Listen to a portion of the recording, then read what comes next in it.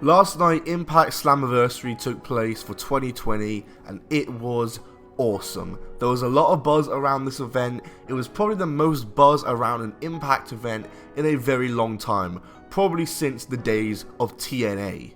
The main reason for all the buzz is that Impact were hyping up lots of returns and debuts. Obviously back in April, many superstars were released from the WWE, and Impact were hyping up that some of them could be returning to Impact and some of them could be debuting at Impact, and we saw a fair few debuts and returns.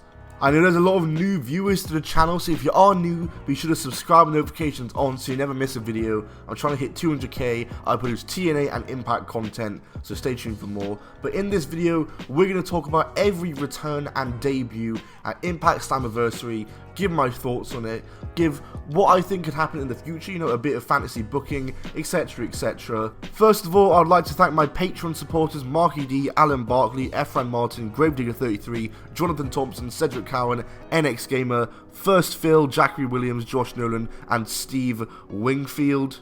For more exclusive content and perks from me, check out my Patreon, link down below. It would really help me during these trying times and would be really appreciated. But I'm going to stop wasting time and let's just get into this video, shall we? Hey, this is your Olympic hero Kurt Angle, and you are watching Top 10 Wrestling. Oh, it's true. It's damn true.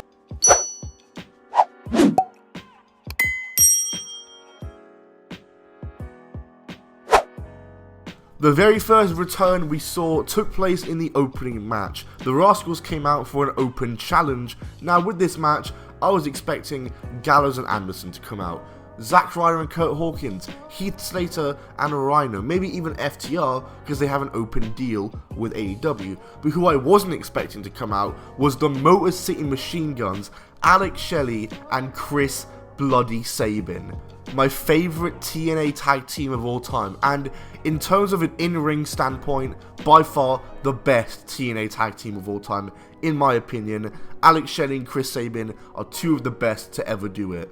And this return was so unexpected. I mean, I don't remember the last time Alex Shelley and Chris Sabin even tag teamed together. I don't remember the last time Sabin even wrestled. Because from what I know, Sabin is a producer in Impact, so I thought his career was done. And Alex Shelley, I know he had that one match in NXT, hasn't really done anything since. And so this was so unexpected. And they beat the Rascals in a really good match. I barely watched the match because I was just too busy freaking out over the fact that they returned on the live stream. And it was revealed later on in the night that they will be challenging the North for the tag titles this Tuesday. I really hope they win. Next up, we'll skim past this one, but we do technically have to mention it because it was the in-ring return of Madison Rayne, who hasn't been seen in the ring for a while because she's been doing commentary with her husband Josh Matthews. They are an absolutely awful pairing on commentary. I'm so sorry. I just don't think Madison Rayne was made for commentary. She should stay to in-ring action. It was nice to see her back. She was obviously in the Women's Gauntlet. She was pretty much the only return in the Women's Gauntlet, and it was a bit of technicality, her return anyway. The next return / debut that we saw on Impact Slammiversary 2020 was Heath Slater. Yes, indeed, I didn't actually see this one live because the Fight TV service crashed, which is how I was watching the show, so no one on Fight TV got to see Heath Slater run out. He confronted Rohit Raju, who was running his mouth in the ring. Heath Slater jumped the barricade, came in, ran his mouth at Rohit, and they started brawling. And then later on in the show, Heath Slater was walking around backstage and he reunited with his tag team partner, Rhino. Of course, him and Rhino were the first ever SmackDown Tag Team Champions and a really memorable team back in 2016 when they were at their prime. And they're back in Impact, it seems. But then Scott D'Amore comes out and says, "Hey Heath, you're a free agent. We haven't signed you and there's no guests allowed backstage. I'm going to have to ask you to leave." So Heath Slater's current gimmick is once again that he's unemployed. The last time they did this gimmick in WWE, Heath Slater killed it, so I'm excited to see how this one goes too. And Rhino, as Heath Slater was leaving, said, "Come to Impact on Tuesday, we'll figure something out." So Impact on Tuesday is looking stacked. And then the next return we saw was Rich Swann. We saw him backstage in a locker room right after the Chris Bay Willie Mack match. That's when we saw him But then he was revealed to be the 4th man in the main event, which was, to me, I was so disappointed and I was so ready to turn off. But they did it for a reason, and I'll get on to that reason in just a second. But Rich Swann returned after an injury, former X Division champion. It looked as though he was the 4th man, but there was a little bit of a swerve. Because as it turns out, this match was actually a fatal 5-way match, and Eric Young came out right after Rich Swann did. Eric Young, former Impact World Champion, former Impact Tag Champion, Knockouts Tag Team Champion, Global Champion, TV Champion. Eric Young has done it all. He's had so many gimmicks, whether it be Super Eric, Higher Eric, or, you know, the Scaredy Cat Eric, scared of the pyro. He's done it all. He truly has. WWE absolutely butchered him. He was part of Sanity in NXT, which was an awesome faction. The second they got called up, they were completely botched, and Eric Young became a complete jobber from there. And Eric Young, former world champion, is back in Impact. I think it's good to see him back. I think the whole reason they did Rich Swann come out first is because I think everyone wanted EC3. Everyone wanted the 4th man to be EC3, so if Eric Young had came out as the 4th man, people would have been disappointed. So what they did is they had Rich Swann come out to be the disappointment, and then Eric Young coming out meant it was made up for. People were happy to see Eric Young because they were disappointed by Rich Swann. They were like, oh hey, Eric Young's here, that's good. That's just at least my mindset, because that's how I reacted to it. I was disappointed to see Rich Swann, but when Eric Young came out, I was like, hey, okay, fair enough, awesome. Based on what he did in this match, it seems as though Eric Young is going to be feuding with Rich Swann, which I think could be a pretty dope feud. I mean, Eric Young is very good, as is Rich Swann, especially from an in-ring standpoint. Rich Swann is very impressive, and I think it is a good shout that Eric Young didn't win, because, of course, they're going to feud here, and I think this could be a good little feud, while someone else feuds with Eddie Edwards, who won the match. Yes, Eddie Edwards did win the world title in this match. And after Eddie Edwards won the title, Madman Fulton and Ace Austin began to attack Eddie Edwards, which cued Gallows and Anderson, who were already announced for the show and were inevitably appearing. They finally appeared at the very end. It seemed as though they were going to form an alliance with Ace Austin and Madman Fulton at first. A lot of people in my stream chat were saying maybe Ace Austin, because he's called Ace, is the new leader of Aces and Eights, and Gallows and Anderson are going to join him, which I thought, okay, that might be a possibility, but then it was a little swerve. Gallows and Anderson attacked Ace Austin and Madman Fulton, celebrated with Eddie Edwards.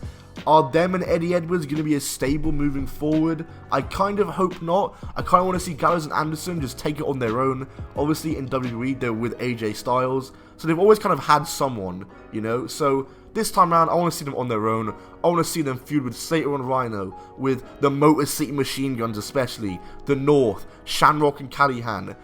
The tag division's looking good in Impact, okay? The tag division's looking really good, and I want to see Gallows and Anderson mainly against the Motor City Machine Guns. That's a dream match. But of course, to end the show, notice how I said to end the show 3 times. We had to see him. I really wanted him to be the 4th man. I was disappointed that he wasn't in the match, not gonna lie, but it was all made up for in the end, because at the very end, we cut to the Titantron, we see a video package, we see the number 3 in Roman numerals. A man takes his hood down, turns around, it's EC3. He smashes a bottle, he's looking angry, and EC3 is back in Impact, and he has been announced for Impact Wrestling this Tuesday. So much is happening this Tuesday on Impact. Personally, what do I want to see with EC3? I want to see him go for the world title right away. I want to see him versus Eddie Edwards for the world title. That is a total TNA 2014 match. A total TNA 2014 match. It's awesome, and I think they could have a really good match. And EC3, he's back where he belongs. WWE buried him. I think he will go down as one of the most botched returns in WWE history. The way they handled him was absolutely awful. I think it genuinely will go down in history to how bad they just handled him, because he's brilliant. I'm so happy to see him back. I think they debuted him in the perfect way, make people think he wasn't there when really he is there, and Impact is going to be dope from now on. I'm going to be watching every week. I can't wait for this Tuesday, And I think this is a new beginning for Impact. I mean, we've got new champions now. We've got Eddie Edwards, new world champion, new X Division champion Chris Bate, new women's champion Deonna Purrazzo, who, by the way, what a match she had with Jordynne Grace. Deonna is unreal in the ring. Shoutouts to you, Deonna. You are fantastic.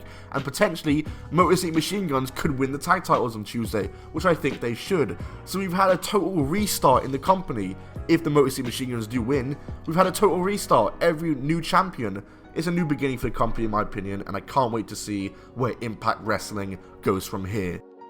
Thanks for watching, guys. If you did enjoy it, be sure to smack that like button. Let me know what debut or return you were most excited about in this video. If I could take a guess, it's probably Madison Rayne and Rich Swann. No, I'm kidding. For me, EC3 and Motor City Machine Guns, no doubt the two I'm most excited for. Maybe more so than Motor City Machine Guns, because I just wasn't expecting it whatsoever. Whereas EC3, I knew there was a chance he was going to show up. But either way, I'm so happy with how this show went. It was awesome. Follow me on Twitter at Top 10 Wrestling. My Instagram is at I'm Tom Bell. Check me out on Patreon, patreon.com/Top10Wrestling. Check me out, all that jazz. Like the video, subscribe, notifications on so you never miss a video. I'll see you all soon. Goodbye, and keep on rolling. Kickback, chilling out, maxing, relaxing. Summertime weather, fantastic. Kickback, I'ma crack another cold one. Barbecue chicken almost done. Kickback, ayy. All the shorties came through and my friends came too. It's a vibe at the kickback, yeah. And we live from the kickback. What's up? What's up? They making fun of me. They say that I don't season my chicken. That ain't true though, cause I put the salt and pepper up in it.